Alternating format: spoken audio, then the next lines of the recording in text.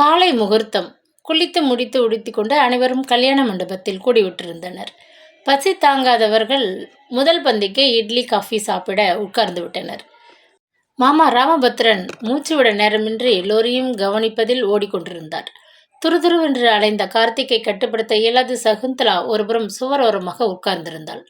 வெளிப்பார்வைக்கு அமைதி அடைந்தவள் போல் அவள் தோன்றினாலும் உள்ளே மனதில் திகில் சஞ்சலத்துடன் அவள் கண்கள் கார்த்திக் நகர்ந்த இடமெல்லாம் ஊர்ந்து கொண்டிருந்தன. கண்ணூஞ்சலாடி இருந்தார் காஞ்சன மாலை. மனமகிழ யாரோ ஒரு பெண்மணி பாட, நாதஸ்வரம் பின்னால் கூட இசைக்க, மாப்பிள்ளையும் பெண்ணும் ஊஞ்சலாடி கொண்டிருந்தனர். அது சமயம் வாயிலில் ஒரு சிறு பரபரப்பு. சம்பந்தி விட்டவர்களில் பெரிய தலையாக காணப்பட்ட மாப்பிள்ளையின் சித்தப்பா எழுந்து ஓடினார். வாங்கோ, என் பையன் உங்களை ராத்திரி பார்த்ததாக சொன்னான். உடனே உங்களை அழைச்சிட்டு வர சொன்னேன். இது நம்ம வீட்டு கல்யாணம்தான். நீங்க வந்து கலந்துக்கிறத பத்தி ரொம்ப பெருமைப்படுறேன். நாதஸ்வரத்தையும் மீறி ஓங்கி அடித்தது அவரது உரத்த குரல். வாயிற்படி அருகே வாட்ட சாட்டமாக வந்து நின்ற அந்த விருந்தாளியையே நிமிர்ந்து பார்த்தாள் சகுந்தலா. திடுக்கிட்டு எழுந்து நின்று விட்டாள். உடம்பெல்லாம் சில்லிட்டு விட்ட ஒரு பதற்றம். பட்டு ஜிப்பாவும் வேட்டியுமாக கல்யாண வீட்டு விருந்தினர் கோலத்தில் வந்து நின்ற கோவிந்தராஜனின் கண்கள் கூட்டத்தை துழாவி விட்டு அவள் முகத்தருகே வந்து நிலைத்தன. முதல் நாள் இரவு அவனை சற்று தொலைவில் விளக்கு வெளிச்சத்தில் அசைப்பில் ஒரு கணம்தான் பார்த்தாள் அவள். விடியற்கால இருளை பிரித்து கொண்டு வரும் புது வெளிச்சத்திலே மிகவும் அருகில் நேருக்கு நேர் இப்பொழுது அவனை பார்த்ததும் அடி வயிற்றில் அடைபட்டு கிடந்த உணர்வுகள் எல்லாம் பொங்கி புரண்டு நெஞ்சை அடித்து கொண்டது போல் மூச்சு திணற, கண்கள் பணிக்க, முகம் சிவக்க பதறியபடி சுவரை ஆதாரமாக பிடித்து கொண்டாள். பிள்ளையின் சித்தப்பாவுக்கு பெருமை பிடிபடவில்லை. அவனது கையை பற்றி இழுத்து வந்தார். இவர்தான் டாக்டர் கோவிந்தராஜன், பெங்களூரில் பிரபலமான பிளாஸ்டிக் சர்ஜன். நான் கூட சொன்னேனே, என் பேத்திக்கு நெருப்பு காயம் பட்டு ரொம்ப விகாரமான தழும்பு ஏற்பட்ட போது இந்த மகாராஜா தான் பிளாஸ்டிக் சர்ஜரி பண்ணி வடு இருந்த இடமே தெரியாமல் குழந்தைக்கு மறுவாழ்வு கொடுத்தார். எங்களை பொறுத்தவரை இவர் திருப்பதி கோவிந்தராஜ பெருமாளை தான், மனித ரூபத்திலே தெய்வம். அண்ணா வைத்தியநாதனுக்கு அறிமுகம் செய்வித்தார். இந்த திருப்பத்தை எதிர்பாராத வைத்தியநாதன் பேச தோன்றாது புன்னகைத்து கை கூப்பினார். அருகில் நின்ற தங்கை பக்கம் திரும்பி பார்க்க கூட அவருக்கு துணிவு இல்லை. சித்தப்பா அறிமுகத்தை தொடர்ந்தார். ஒரே எட்டில் சகுந்தலா அருகில் அவனுடன் வந்தார். தெரியுமே இவரை, நாங்க 2 பேரும் ஒரே ஆஸ்பத்திரியில் வேலை பார்த்தவளாச்சே. அப்படியா? சித்தப்பா வாய் நிறைய மகிழ்வுடன் சிரித்தார். தொலைவில் மற்ற சிறுவர்களுடன் விளையாடி கொண்டிருந்த கார்த்திக் ராஜனை பார்த்ததும் மகிழ்ச்சியுடன் ஓடோடி வந்தான். Hi uncle, good morning. குழைந்து கொண்டு ஓடி வந்த குழந்தையை ராஜன் தன்னையும் மீறிய பரிவில் வாரி தூக்கி அணைத்து கன்னத்திலே முத்தமிட்டான். இந்த பொடிப்பயலை கூட உங்களுக்கு தெரியுமா? சித்தப்பா பகபகவென்று சிரித்தார். தெரியும், இவன் என்னுடைய ஓல்ட் ஃப்ரெண்ட். முகம் சிவந்து போன ராஜன் மெல்ல முறுவலித்து கொண்டு சகுந்தலா பக்கம் திரும்பினான். அவள் வேண்டுமென்றே வேறு திசையை பார்த்து கொண்டு நின்றாள். காபி டிஃபன் சாப்பிட்டு பின்னால் பேசலாம் வாங்கோ, உபசரித்தார் சித்தப்பா. அம்மா, நானும் இந்த அங்கிளோட போய் காஃபி சாப்பிட்டுட்டு வரேம்மா, கொஞ்சி கேட்டான் கார்த்திக். அத்தனை பேர் முன்னிலையில் அவளால் மறுக்க முடியவில்லை. தேங்க்யூ கூவிக்கொண்டே ராஜனின் கரத்தை பிடித்துக்கொண்டு சித்தப்பாவை பின்தொடர்ந்து கார்த்திக் பின்கட்டிற்குள் மறைந்து விட்டான்.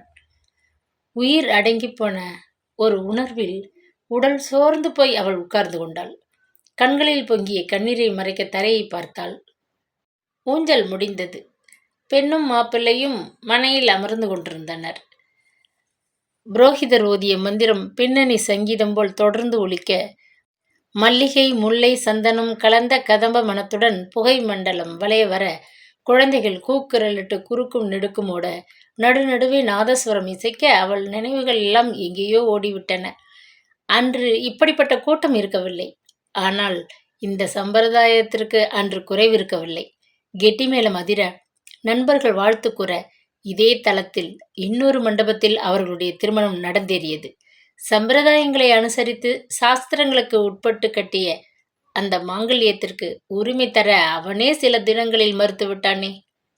எத்தகைய கொடுமையான மனமாற்றம்! பெருகி வந்த கண்ணீரில் தரை மீது போட்டிருந்த மாக்கோளம் மறைந்தது. அதற்கு பதில் அன்று பெங்களூரில் அவர்கள் வீட்டில் போர்க்கோளம் திரைப்படம் போல் விரிந்து கொண்டு வந்தது. மேலே நடக்க வேண்டியவைகளை பற்றி சிந்திக்க சகோதரிகள் இருவரும் தங்கள் கணவர்களுடன் அண்ணாவின் வீட்டில் கூடியிருந்தனர். விமலாதான் தலைமை வகித்தாள். அதிர்ச்சியில் நடுங்கி விட்டிருந்தார் அண்ணா. அறைக்குள் முன்னும் பின்னும் செய்வது தெரியாது உலாவிக் கொண்டிருந்தார். காயத்ரி மணி ஆதரவாக சகுந்தலா அருகில் நின்று கொண்டிருந்தாள். குற்றவாளி கூண்டில் நிற்காத குறை. குனிந்த தலையுடன் அவர்கள் எல்லோரும் முன்னிலையிலும் அவள் அரண்டு போய் நின்று கொண்டிருந்தாள். இது மாதிரி செய்கிறவன்களை கட்டி வச்சு நார் நாராக பின்னணும். அயோக்கிய ராஸ்கல், என்ன நினைச்சிட்டு இப்படி கம்முன்னு இருக்கானாம். உண்மை நமக்கு தெரிய வேண்டாமா? இறைந்தாள் விமலா கோபத்துடன். அவனை மட்டும் குற்றம் சொல்லி என்ன பயன்? குத்தலாக பேசிய கணேசன் சகுந்தலாவை ஏளனமாக பார்த்து பெருமூச்செறிந்தார். இன்னும் என் புருஷன் விட்டார் காதில் நான் இதை போடலை. எத்தனை நாள் மூடி மறைக்க முடியும்? விஷயம் தெரிஞ்சப்போ எங்கள் வீட்டில் நடக்கப் போகிற அமர்க்களத்தை நினைச்சாலே புலம்பினாள் சியாமளி. சிவசாம்பான் மட்டும் அடிக்கொரு தடவை முகத்தை மேல் துண்டால் துடைத்து கொண்டு தொண்டையை கனைத்துவிட்டு சும்மா இருந்தார். இப்படியே நின்றுட்டு இருந்தா என்ன செய்கிறதாக யோசனை? விமலா எரிந்து விழுந்த போதுதான் காயத்ரி பேசினாள். அண்ணாவும் நானும் சகுந்தலாவை அழைச்சிட்டு நேரே போகிறோம். இந்தாங்க உங்கள் வீட்டு நாட்டுப்பெண் என்று அவர்கள் வீட்டில் விட்டு விட்டு வந்துட்டா என்ன செய்வாங்களாம் பார்க்கலாம்.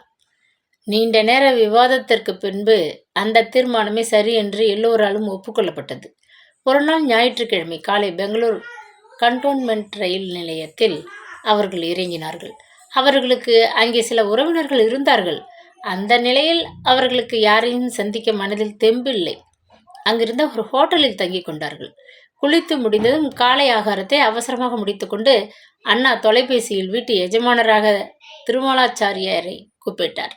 சுருக்கமாக தாம் வந்திருக்கும் காரணத்தை தெரிவித்துவிட்டு, இன்னைக்கு முகூர்த்த நாள், உங்கள் நாட்டு பெண்ணை உங்கள் வீட்டில் கொண்டு வந்து விட வந்திருக்கிறோம் என்றார். மறுபக்கத்தில் பயங்கரமாக சிரிப்பது கேட்டது.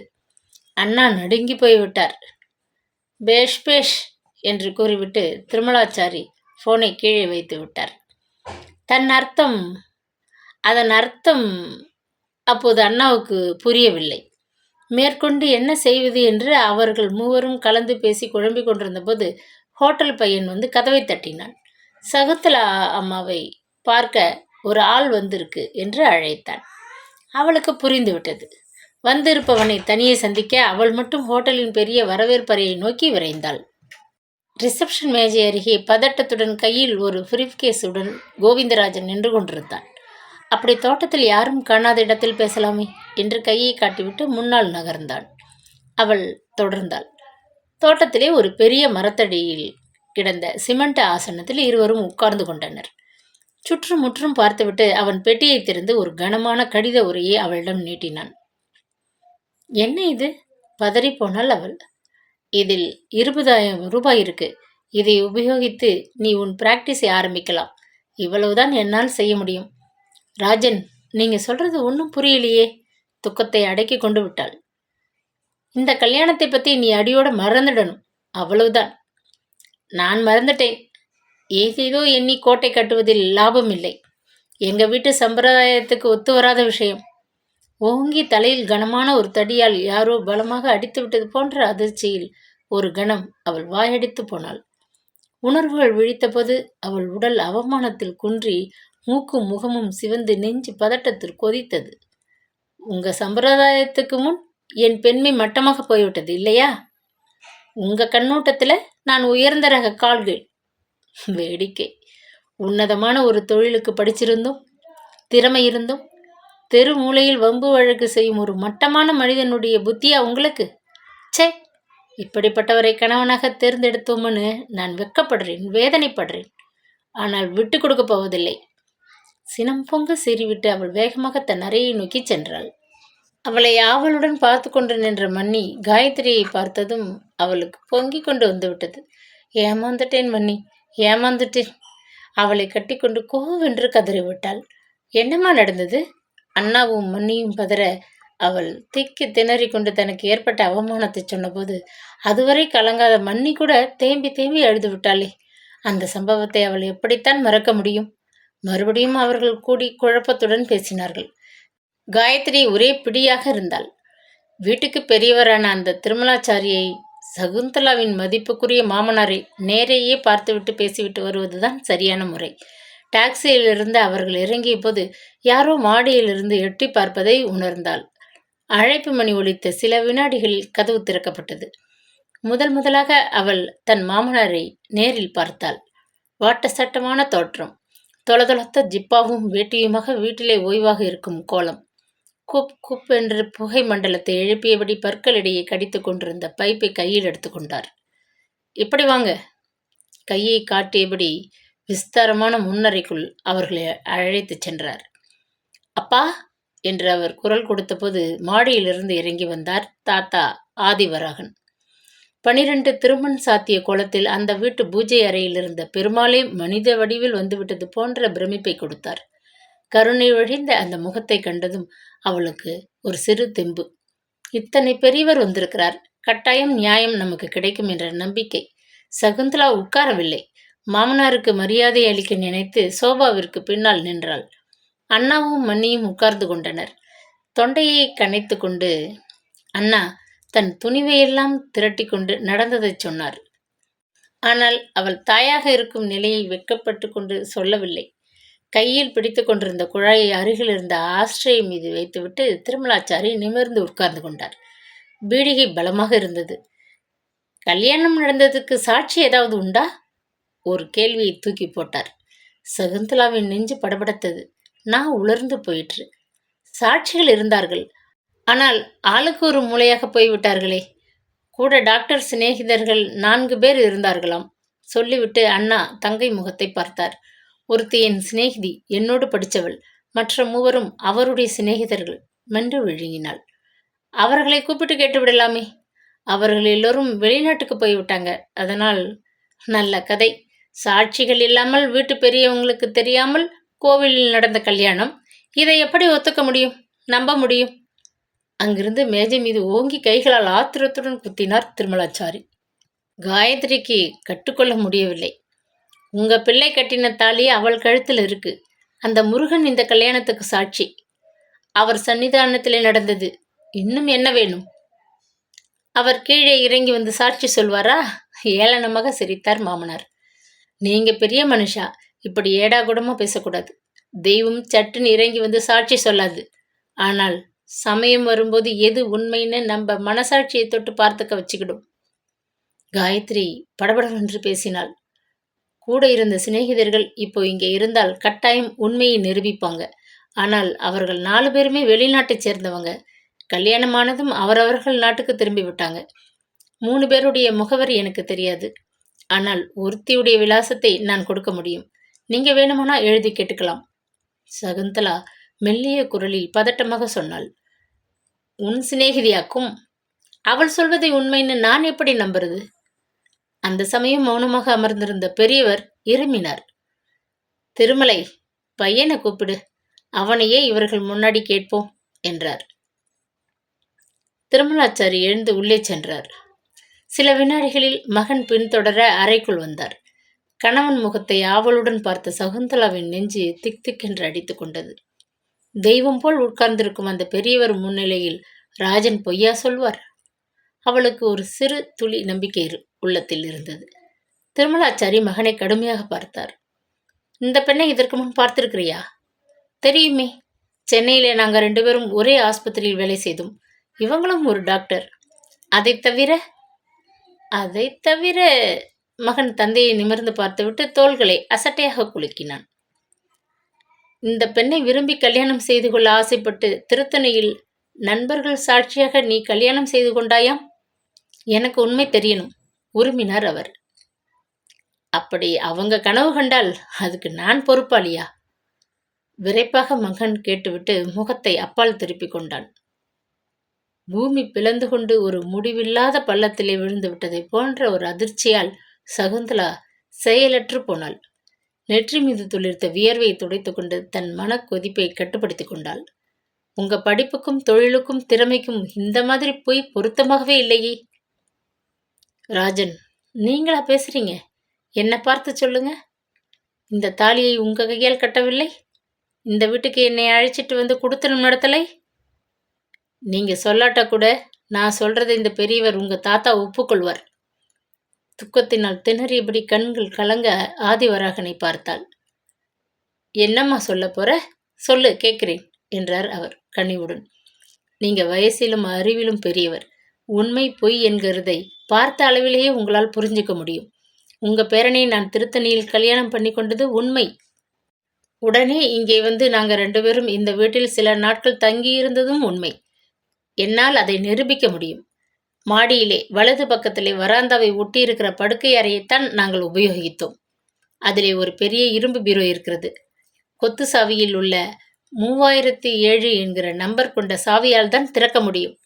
பீரோவுக்குள்ளே இருக்கிற கேபினெட்டில் என் மாமியார் ஒரு நெக்லஸை வச்சுட்டு போயிருந்தார். வெளிநாட்டுக்கு போகிற அவசரத்திலே அந்த ஒரு நகையை பேங்க் லாக்கரில் வைக்க நேரமில்லாது போய்விட்டதாம்.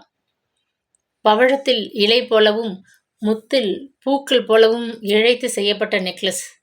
அதை உங்கள் பேரன் என் கழுத்தில் பூட்டி ஒரு நாள் இரவு சினிமாவுக்கு அழைச்சிட்டு போய் வந்தார். பூஜை அறையில் குத்துவிளக்கின் அடியில் மகாலட்சுமி அச்சடித்த தங்க காசு ஒன்று வச்சிருக்கீங்க. சமையலறை மேல் அலமாரி தட்டில் காரம் போட்ட பச்சை மிளகு ஊறுகாய் ஒரு பெரிய ஜாடியில் வேடு கட்டி வச்சிருக்கு. இதெல்லாம் எனக்கு எப்படி தெரியும்? இங்கே நான் உங்கள் வீட்டு மருமகளாக குடுத்தனம் பண்ணினேன் என்கிறதுக்கு சாட்சிகள் இவைகள். போதுமா? கோபத்துடன் கேட்டாள். திருமலாச்சாரியின் முகம் கடுமையாகியது. ஷட்டப், போதும். இதெல்லாம் சொல்லிட்டா நீ என் மருமகளாகி விடுவியா? என் பிள்ளை ஒரு நாளும் எங்க வீட்டு சம்பிரதாயத்தை அழிக்கிறாப்புல ஒரு காரியத்தையும் செய்திருக்க மாட்டான். அவனை எனக்கு தெரியும். இந்த கதையெல்லாம் எந்த கோர்ட்டிலும் செல்லாது, தெரியுமா? கண்களில் பொறி பறக்க அதட்டினார். சுவாமி சன்னிதானத்துக்கு அஞ்சாத உங்க பிள்ளை சட்டத்துக்கும் அஞ்ச மாட்டார்னு தெரியும். ஆனா ஒன்று மட்டும் சொல்லிட்டு போறேன். படிச்சிருந்தும் அறிவிருந்தும் இப்படி துணிஞ்சு பொய்யை சொல்லும் உங்க பிள்ளை மகா அதமன். இன்னைக்கு சாட்சி இல்லாததால் தட்டி கழிச்சு விட்டதாக நினைக்க வேண்டாம். மனசாட்சியை தட்டி கேட்க முடியாத காலமும் வரும். அப்போ அவர் என் கண்ணீருக்கு பதில் சொல்லியாகணும். ஆத்திரத்தை அடக்க முடியாது சுட சுட சொன்னாள். வாங்கோ அண்ணா, நாம் போவோம் என்று அவள் கிளம்பினாள். படியை விட்டு இறங்கி தோட்டத்திற்குள்ள அவர்கள் நடந்தார்கள். பின்னால் பலத்த காலடி ஓசை கேட்டது. சித்த இருமா குழந்தை. பெரியவர் ஆதிவராகன் வேகமாக ஓட்டமும் நடையுமாக வந்தார். அவருக்கு மூச்சு வாங்கியது. குழந்தை, மகாலட்சுமி ஆட்டம் இருக்கு. கண்ணீர் விட்டு கொண்டு நீ போகிறத பார்த்தா என் வயிற்றை சங்கடம் பண்றதும்மா. நீ சொன்னதெல்லாம் உண்மையாம்மா? நடுங்கும் குரலில் கேட்டார். உண்மை விரைவில் விஸ்வரூபம் எடுக்கும். அப்ப புரிஞ்சுக்குவீங்க தாத்தா. எனக்கு இனிமேல இங்கே ஒன்றும் வேண்டாம். பெரியவர் நீங்க. அந்த பெருமாளே எழுந்து வந்தது போல உங்க முகத்துல ஒரு தெய்வீக கலையை நான் பார்க்கிறேன். உங்க வாயால என்னை ஆசீர்வாதம் பண்ணுங்கோ. இந்த பெரிய கஷ்டத்தை தாங்கிக்கிறதுக்கு பகவான் எனக்கு நிறைய தைரியம் கொடுக்கணும்னு உங்க மனசை நிறைஞ்ச ஆசீர்வாதம் பண்ணுங்கோ. அது போதும் தாத்தா. கூறிக்கொண்டே அவள் அவர் பாதங்களை தொட்டு நமஸ்கரித்தாள். இக்கதையின் தொடர்ச்சி நாளை தொடரும்.